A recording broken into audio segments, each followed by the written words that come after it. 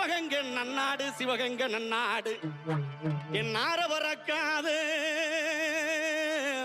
நார பறக்காது, நார பறக்காது 48 மடையாண்ட ராமநாடு.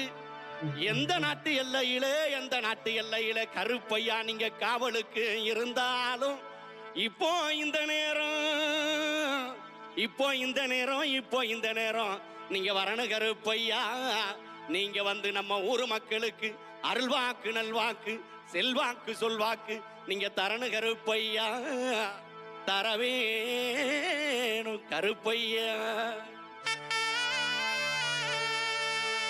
அங்க இடி முழங்குது, கருப்பசாமி தங்க கலசம்